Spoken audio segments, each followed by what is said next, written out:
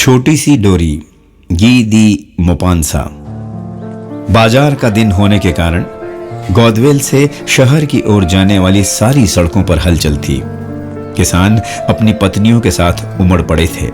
सारे मर्द सरक सरक कर ही चल पा रहे थे, क्योंकि एक तो वे हल चला चला कर बुरी तरह थक चुके थे, दूसरे गेहूं की कटाई करने के कारण उनके हाथ की कांख भी भर आई थी। थकान के मारे चूर हो चुके इन मर्दों का सीधे खड़े हो पाना भी मुश्किल हो गया था। लेकिन हाँ, उनके नीले कलफदार कुर्ते जरूर चकाचक लग रहे थे। उन कुर्तों के गले और कलाइयों पर छोटी छोटी सफेद डिजाइन बनी हुई थी, मगर ये कपड़े उनके टांटिया शरीर पर ऐसे लग रहे थे जैसे कोई गुब्बारा उड़ने की तैयारी में हो और उसमें से आदमी के हाथ, पैर और सिर लटक रहे हों। कुछ लोग गाय या बछड़े को रस्सी से बांधकर चल रहे थे। उनकी बीवियां जानवरों के पुट्ठों पर पेड़ की टहनी से बने हंटर फटकारते हुए पीछे पीछे चल रही थीं। उनके हाथों में डालियां लटकी हुई थी, जिनमें से मुर्गे या बतख अपनी चोंच बाहर निकाल रहे थे। इन महिलाओं की चाल पुरुषों के मुकाबले कहीं ज्यादा तेज थी। अपने सपाट सीने पर उन्होंने छोटा सा शॉल ओढ़ रखा था। सिर पर सफेद कपड़ा लपेटकर उस पर टोपी पहन रखी थी। वहीं उस उबड़ खाबड़ रास्ते से एक वैगन गुजर रही थी। उसमें दो आदमी सटकर बैठे हुए थे और पायदान पर एक महिला, जिसने हिचकोलों से बचने के लिए गाड़ी को कस के थाम रखा था। गौदवेल का चौराहा इंसान और जानवरों की भीड़ से ठसा ठस था। मवेशियों के सींग, अमीर किसानों के रोएदार लंबे हैट और महिलाओं का श्रृंगार उस भीड़ में भी अलग ही नजर आ रहे थे। कहीं कर्णभेदी कोलाहल था तो कहीं लंबी चीख पुकार। कभी कभी किसी किसान का ठहाका या खूंटे से बंधी किसी गाय के रंभाने की आवाज उस शोर को दबा देती थी। दूसरी ओर अस्तबल, डेरी, घास और पसीने की मिलीजुली गंध वही एहसास करा रही थी जो कमोबेश खेत खलिहान के इंसान व जानवरों की गंध से मिलता है। ब्रेजूत का मित्र ओशकेम अभी अभी गौदवेल पहुंचा था। यकायक उसकी निगाह जमीन पर पड़ी, थोड़ी सी डोरी पर पड़ी। एक सच्चा नॉर्मन होने के नाते वह महाकंजूस था और उसका यह मानना था कि जो भी चीज काम की लगे उसको उठाने में कोई शर्म नहीं करनी चाहिए। हालांकि गठिया का दर्द होने के कारण उसे झुकने में तकलीफ होती थी, मगर उसने कष्ट किया और वह डोरी उठा ली। जब वह उसको लपेट लपेट कर उसका गुच्छा बना रहा था, तभी उसकी निगाह सामने वाले मकान की दहलीज पर खड़े मित्र मेलंदेन पर पड़ी, जो उसकी ओर घूर रहा था। मेलंदेन घोड़ों की लगाम कसने का काम करता था। किसी जमाने में एक रस्सी के मामले में उन दोनों में कहासुनी हो चुकी थी और फिलहाल वे एक दूसरे से नफरत करते थे। मित्र ओशकेम थोड़ा खिसिया गया। उसने डोरी का गुच्छा अपने पायजामे की जेब में डाला और फिर ऐसे नाटक करने लगा मानो जमीन पर गिरी हुई किसी चीज को ढूंढ रहा हो। फिर पलटा और बाजार की ओर रवाना हो गया। थोड़ी ही देर में वह भीड़ में गुम हो गया। वहां सब तरफ मोल भाव चल रहा था। किसानों का आना जाना लगा हुआ था। कभी वे किसी चीज को हैरत से देखते तो कभी उनके चेहरे पर एक किस्म की चिंता उभर आती कि कहीं ठग न लिए जाएं। वे दुकानदार की आंखों में झांककर ऐसी तरकीब तलाशना चाहते थे जिससे वे उसका या उसके माल का नुक्स ताड़ लें। महिलाओं ने अपने पैरों के पास टोकरियां रखी हुई थी। वे मुर्गे और बतखों को कस कर थामे थीं। इन प्राणियों को पैरों से बांध कर रखा हुआ था। डर के मारे इनकी कलंगियां लाल हो चुकी थी। ये महिलाएं ग्राहक की बोली बड़े निर्विकार मन से सुनती थीं, फिर अपने भाव को कुछ कम करने का सोचती थीं और ज्यों ही ग्राहक धीरे से खिसकता दिखता वे पुकार कर कहती थीं, ठीक है मित्र ओथिरन, मैं तुमको इतने में ही दे देती हूँ। धीमे धीमे वह चौराहा खाली होने लगा। दोपहर होने को आई थी। जो लोग बाजार में इतनी देर से थे वे अपनी दुकानों की ओर लौटने लगे थे। जोइंदे के विशाल कमरे में दावत उड़ रही थी। उसके बरामदे में लोगों ने अपने वाहन खड़े कर रखे थे। इन वाहनों में गाड़ी, टमटम और वैगन से लेकर पुरानी खटारा तक सभी शामिल थे। खाने की मेज के सामने अंगीठी सुलगी हुई थी। उसकी आंच से सामने की पंक्ति में बैठे लोगों के चेहरे रोशन हो रहे थे।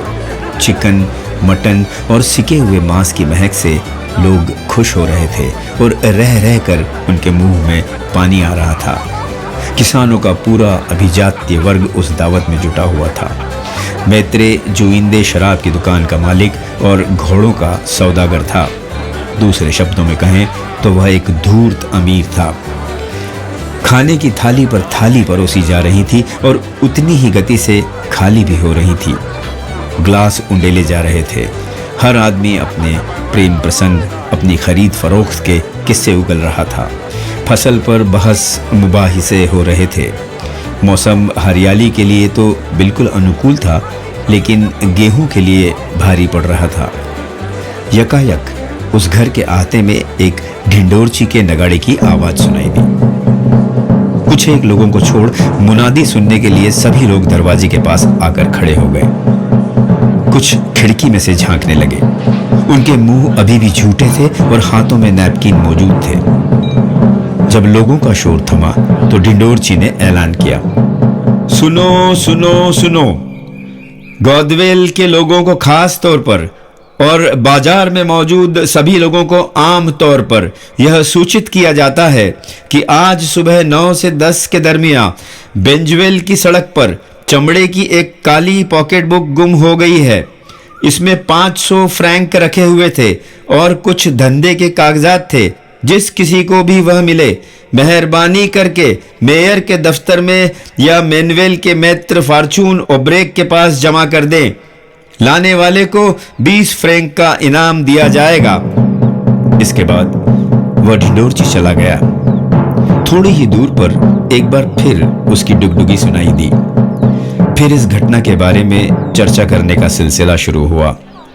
इस बात के कयास लगाए जाने लगे कि मैत्र ओब्रेक को वह काली पॉकेट बुक मिलेगी कि नहीं। दावत खत्म हुई। वे अपनी कॉफी खत्म कर रहे थे, तभी एक पुलिस वाला दहलीज पर आ धमका। उसने पूछा, क्या ब्रेजूत का मैत्र ओशकेम यहां मौजूद है? टेबल के आखिरी सिरे पर बैठे मैत्र ओशकेम ने जवाब दिया, हां, मैं यही हूं। पुलिस वाला शुरू हुआ, मैत्र ओशकम, क्या तुम मेरे साथ मेयर के दफ्तर चलोगे? वे तुमसे कुछ बात करना चाहते हैं। किसान अड़चन में पड़ गया। उसने अपनी ब्रांडी का गिलास खाली किया, उठा और सुबह की बनिस्त ज्यादा तकलीफ के साथ झुकते हुए चलने लगा। टुन्न होने के कारण उसे हर कदम भारी लग रहा था। कहने लगा, बस अभी चलता हूं। मेयर अपनी आर्म चेयर में बैठा बैठा उसी का इंतजार कर रहा था। वह पड़ोस का नोटरी था, एक धीर गंभीर मगर शानदार व्यक्तित्व का धनी। उसने कहा, मैत्र ओशकम, आज सुबह तुमको बेंजवेले की सड़क पर मैनुअल के मैत्र फॉर्चून ओब्रेक की पॉकेट बुक उठाते देखा गया है। देहाती दंग रह गया। शक की निगाहों से देखे जाने के कारण वह पहले से ही डरा हुआ था। मैंने पॉकेट बुक उठाई थी? हाँ, वो तुम ही थे। हुजूर, मैंने तो इसके बारे में सुना तक नहीं। लेकिन तुम देखे गए थे। मुझे देखा था? किसने देखा था? लगाम कसने वाले मौसजी मेलनदेन ने। बूढ़े को घटना याद आ गई। वह समझ गया और ताव में आ गया। उस गमार ने मुझे देखा था। मेयर साहब, उसने मुझे ये सुतली उठाते हुए देखा था। यह कहते ही उसने पायजामे की जेब में रखा सुतली का टुकड़ा दिखाया। लेकिन मेयर ने संदेह में अपनी गर्दन हिलाई। मैत्र ओशकम, तुम्हारी बातों पर मुझे यकीन नहीं हो रहा। मौसजी मेलनदेन एक समझदार और भरोसेमंद आदमी है। वह सुतली के टुकड़े को पॉकेट बुक समझने की गलती कतई नहीं कर सकता। किसान गुस्से से आग बबूला हो उठा। उसने जमीन पर थूकते हुए एक बार फिर दोहराया, कसम से यह सच नहीं है। मेयर साहब, मैं अपनी अंतरात्मा के साथ कहता हूं कि यह सही नहीं है। मेयर ने कहा, माल उठाने के बाद तुम जमीन पर बहुत देर तक यह तलाश कर रहे थे कि कुछ रकम तो नहीं गिरी है। भला आदमी तो सन्न रह गया। किसी ईमानदार आदमी की इज्जत उतारने के लिए कोई इतना झूठ कैसे बोल सकता है? लेकिन उसके विरोध के कोई मायने नहीं थे। उसे मौसजी मेलनदेन के सामने खड़ा किया गया। वह अपनी बात पर कायम रहा। दोनों ने एक दूसरे के साथ गाली गलौज की। मित्र ओशेकम ने खुद अनुरोध किया कि उसकी तलाशी ली जाए। तलाशी ली गई और कुछ भी नहीं मिला। आखिरकार मेयर ने परेशान होकर उसे छोड़ दिया और कहा कि वह पब्लिक प्रोसिक्यूटर से मशविरा करके नए ऑर्डर जारी करेगा। यह खबर हवा की तरह फैल गई। जैसे ही वह मेयर के दफ्तर से बाहर निकला, भीड़ ने उसे घेर लिया और हर आदमी सवाल करने लगा। वह सभी को सुतली वाला किस्सा सुनाने लगा, मगर किसी ने उस पर यकीन नहीं किया। सभी ने उसकी हंसी उड़ाई। रास्ते में वह अपने हर मित्र को रोकता, उसको सुतली वाला किस्सा बताता और अपनी जेब को अंदर से पलट कर बताता कि देखो, यह केवल सुतली का टुकड़ा है। वे कहते, धूर्त बूढ़े, दफा हो जाओ। और वह गुस्सा हो जाता, भड़क उठता, गर्म हो जाता, दुखी हो जाता। आखिर क्यों लोग उसकी बातों का भरोसा नहीं कर रहे हैं? उसे समझ ही नहीं आता था कि क्या करे। बस अपनी बात दोहराता रहता। दिन ढल रहा था, अब उसे रवाना होना था। वह अपने 3 पड़ोसियों के साथ रवाना हुआ। रास्ते में उसने उन्हें वह जगह बताई जहां से उसने सुतली का टुकड़ा उठाया था। रास्ते भर वह अपनी वही राम कहानी बताता रहा। अपनी यही दास्तां बेजरूद के गांव के लोगों को बताने के लिए वह शाम को उधर से होकर गुजरा, मगर सभी ने उस पर संदेह किया। रात को वह बीमार पड़ गया। अगले दिन एक घटना हुई। वाइमनवेल में एक किसान मित्र ब्रेटन था। उसके नौकर मेरियस पॉमेल ने दोपहर को 1 बजे मेंदेवेल के मित्र ओब्रेक को पॉकेट बुक और उसमें रखे सामान लौटा दिए।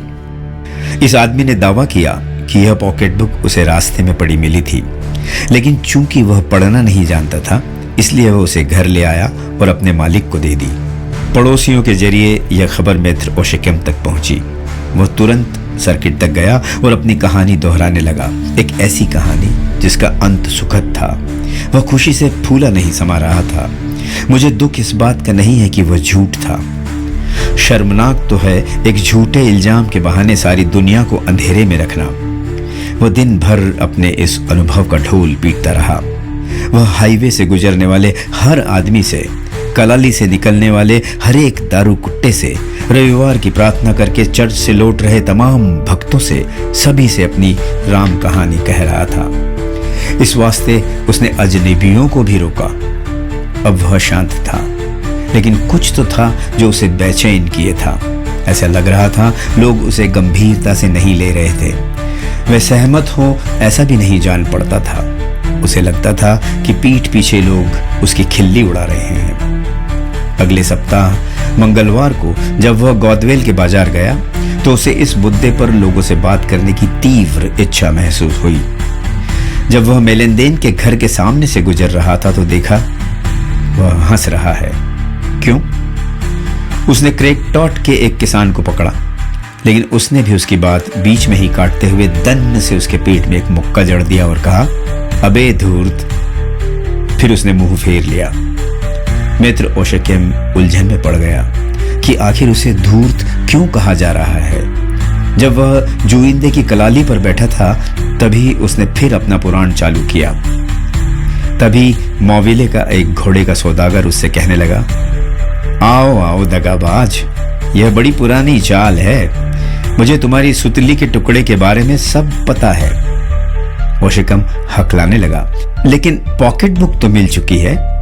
तो वह बोला, बस कर रे बुढ़ाऊ, देखा एक आदमी ने, रिपोर्ट दूसरे ने की थी और इन दोनों ही वारदातों से तुम्हारा संबंध है। किसान का गला रुंध गया। उसे समझ में आ गया कि लोग यही मानकर चल रहे हैं कि इस पॉकेट बुक को उसी ने उठाया था और इसे लौटाने का काम उसके अपराध के साझेदार ने किया है।